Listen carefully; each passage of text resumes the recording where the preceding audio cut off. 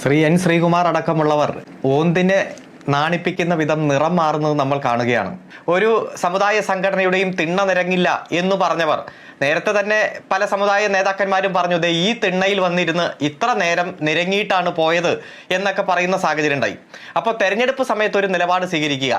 Shri K S Arunkumar ഗൗരവത്തോടെ കാണുന്നില്ല, അതുകൊണ്ട് കോൺഗ്രസ് അവരുടെ പ്രതിനിധികളെ ചർച്ചയ്ക്ക് വിടുന്നില്ല എന്ന് ശ്രീ എൻ ശ്രീകുമാർ പറയുന്നു. സമാനമായ സന്ദർഭങ്ങളിൽ ശ്രീ എൻ ശ്രീകുമാറൊക്കെ എന്ത് നിലപാടെടുത്തിട്ടുള്ളതാണ് എന്ന് പൊതുമധ്യത്തിൽ നമുക്കറിയുന്നതാണ്. അന്ന് ഇതിനേക്കാൾ ഉറച്ച ശബ്ദമായിരുന്നു അദ്ദേഹത്തിന്. CPM-ന്റെ പ്രതിനിധികൾ ഒളിച്ചോടുന്നു, കോൺഗ്രസ്സുകാർ വന്നിരിക്കുന്നു. രാഹുൽ മാങ്കൂട്ടത്തിന്റെ വിഷയത്തിലടക്കം ഏറ്റവും ശക്തമായി എൻ ശ്രീകുമാർ അടക്കം പറഞ്ഞത് ഈ വിഷയത്തിൽ കോൺഗ്രസിന്റെ പ്രതിനിധികൾ ഉണ്ട്, അത് CPM കണ്ടുപഠിക്കണമെന്നായിരുന്നു. ഇപ്പൊ ഇത് ഗൗരവമുള്ള വിഷയമല്ല എന്ന് പറയുന്നു. ഗൗരവമുള്ള വിഷയമല്ല എങ്കിൽ കോൺഗ്രസിന്റെ വക്താവ് തന്നെ ഇത് ഉന്നയിക്കുമോ? ഇപ്പൊ VR അനൂപ് വക്താവാണല്ലോ.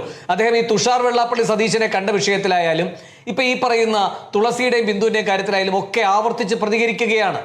അപ്പൊ അതുകൊണ്ട് ഇത് ഗൗരവത്തോടെ അവരുടെ വക്താവ് തന്നെ കണ്ടൊരു വിഷയം ആ പാർട്ടി ഗൗരവത്തോടെ കാണുന്നില്ല എന്നത് എങ്ങനെയാണ് നമുക്ക് അങ്ങനെ തന്നെ വിഴുങ്ങാൻ കഴിയുക? പിന്നെ കൂടാതെ ഈ തുളസിയുമായി ബന്ധപ്പെട്ട ശ്രീ എൻ ശ്രീമാന്റെ വ്യാഖ്യാനം കേട്ടില്ലേ? അത് സ്ഥാപന ഉടമയെ പോയി കണ്ടുവന്ന്. സ്വന്തം വണ്ടിയിലാണ് പോകുന്നതെങ്കിൽ ഒരു കുഴപ്പവുമില്ല.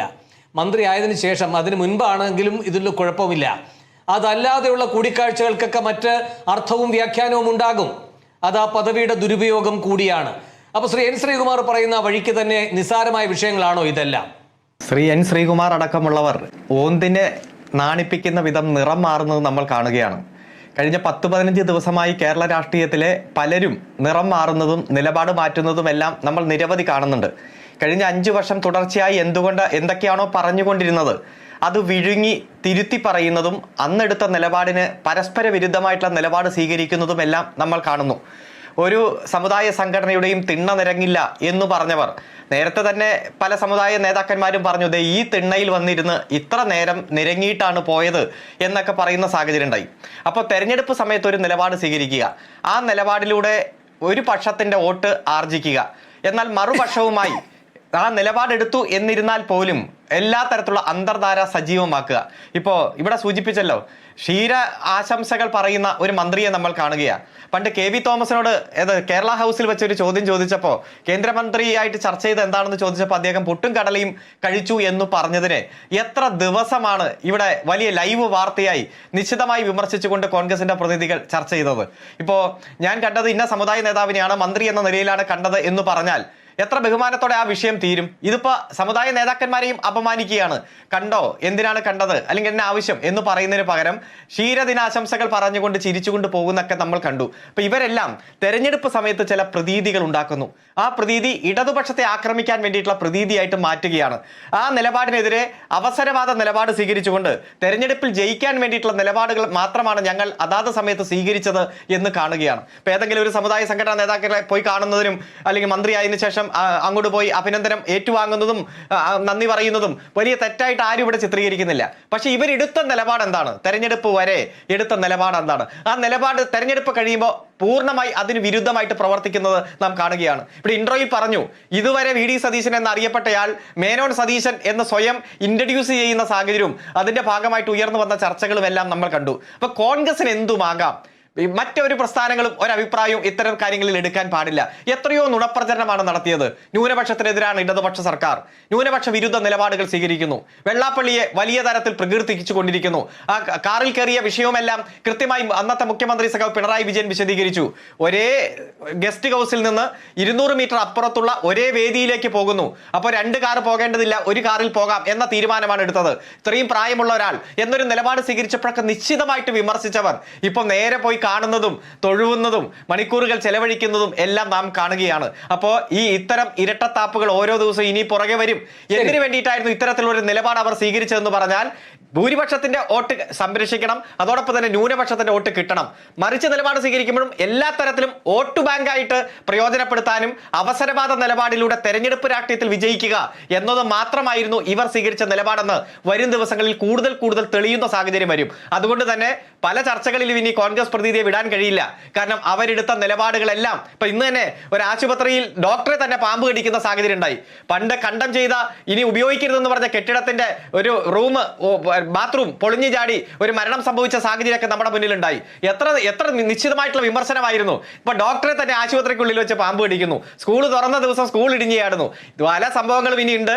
ഇതിലൊന്നും കോൺഗ്രസ് പ്രതിനിധികൾക്ക് വരാൻ പറ്റാത്ത, നിലപാട് വ്യക്തമാക്കാൻ പറ്റാത്ത സാഹചര്യം വരും. അതുകൊണ്ട് ശ്രീ വേണുഗോപാലിനെ ഉള്ള ആളുകൾക്ക് നിലപാട് കൂടുതൽ പറയേണ്ട സാഹചര്യം, അല്ലെങ്കിൽ കൂടുതൽ ചർച്ചയിൽ പങ്കെടുക്കേണ്ട ഒരു അവസരമാണ് ഇനി വരുന്നതെന്ന് മാത്രമേ സൂചിപ്പിക്കാനുള്ളൂ ശ്രീകുമാറിനെ കൂട്ടുള്ളവർക്ക്.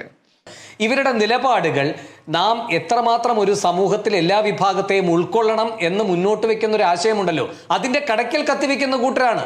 അതുകൊണ്ടാണ് ഇവരുമായി ഏതറ്റം വരെയാണ് സഹകരിക്കേണ്ടതെന്നും അതിനേക്കാൾ ഏതറ്റം വരെയാണ് നിസ്സഹകരിക്കേണ്ടത് എന്നതും ചർച്ച ചെയ്യപ്പെടുന്നത്.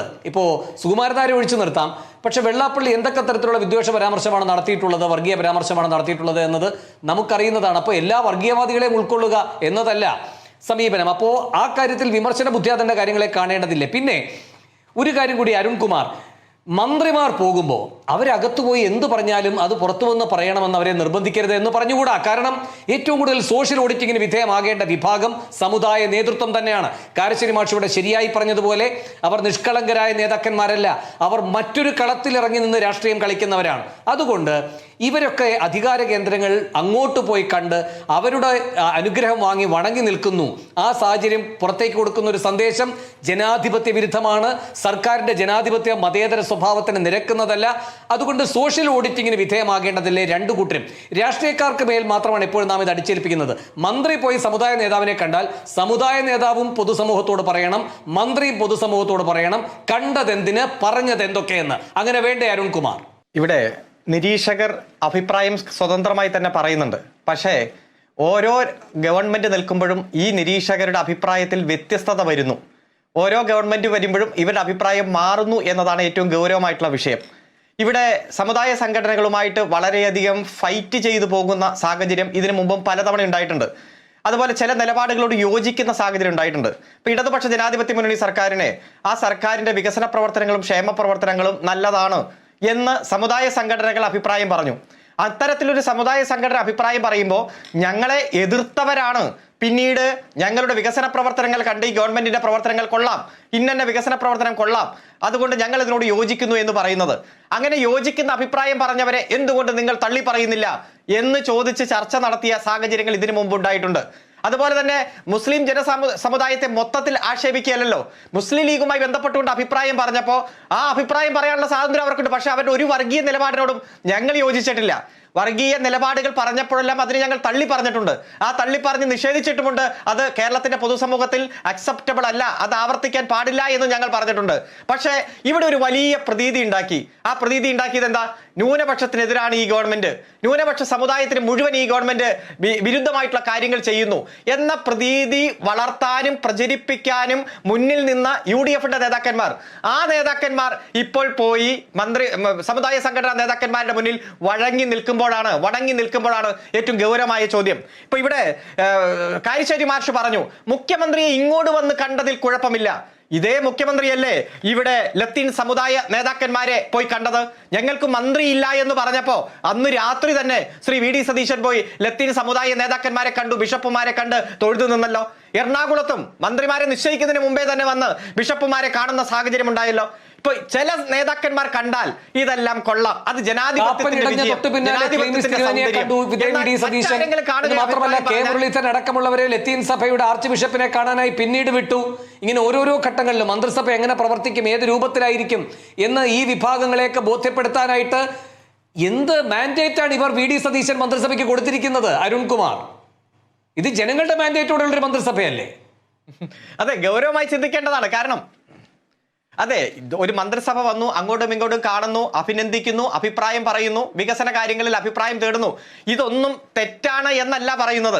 മറിച്ച് ഇടതുപക്ഷ ജനാധിപത്യ മുന്നണി സർക്കാരിന്റെ പ്രവർത്തനങ്ങൾ കൊള്ളാം, അതുകൊണ്ട് ഭരണ തുടർച്ചയ്ക്ക് അർഹമായ പ്രവർത്തനമാണ് നടത്തുന്നത് എന്ന അഭിപ്രായം പറഞ്ഞാൽ ദേ ഇവിടെ ഇതാ സമുദായ പ്രീണനം നടത്തുന്നു, മറ്റ് സമുദായത്തെ അടിച്ചമർത്തുന്നു, മറ്റ് സമുദായ വിരുദ്ധത നടത്തുന്നു, വർഗീയതയെ പ്രോത്സാഹിപ്പിക്കുന്നു എന്ന് പറഞ്ഞവർ തന്നെ തിരിച്ചു വന്ന അഭിപ്രായം പറയുന്നു 2 ആഴ്ച കൊണ്ട്. ഇപ്പൊ നമ്മൾ കാണുന്നല്ലോ, ഈ കേരളത്തിലെ 90% മണ്ണും ഇളകിക്കിടക്കുകയാണ്. അതുകൊണ്ട് ഇവിടെ അതിവേഗ പാത പാടില്ല എന്ന് പറഞ്ഞവർ ഇന്നലെ 10 ദിവസം കഴിഞ്ഞപ്പോഴേക്കും മണ്ണെല്ലാം ഉറച്ചു. അതിവേഗ പാതയ്ക്ക് പറ്റിയ മണ്ണ് എന്ന് തിരുത്തി പറയുന്നത് നമ്മൾ കണ്ടില്ലേ? പെട്രോൾ ഡീസൽ വിലവർദ്ധനവുമായി ബന്ധപ്പെട്ടുകൊണ്ട് 10 ദിവസം കഴിഞ്ഞപ്പോഴേക്കും പറയുന്ന ഇവിടെ നികുതി ഇളവ് കൊടുക്കാൻ സംസ്ഥാനത്തിന് പറ്റില്ല. നേരത്തെ എന്താ പറഞ്ഞുകൊണ്ടിരുന്നത്? ഓരോ കാര്യങ്ങൾ എടുത്തു നോക്കിയേ, നിലപാടിൽ വരുന്ന മാറ്റം പ്രത്യക്ഷമായിട്ട് നമ്മൾ കാണുകയാണ്. ഞങ്ങൾ ഉത്തരവാദിത്തമുള്ള പ്രതിപക്ഷമാണ്. ഞങ്ങൾ ഈ കാര്യങ്ങൾ ചൂണ്ടിക്കാണിക്കുമ്പോൾ പറയും കുറച്ചുകൂടെ ബ്രീത്തിങ് ടൈം കൊടുത്തുകൂടെ.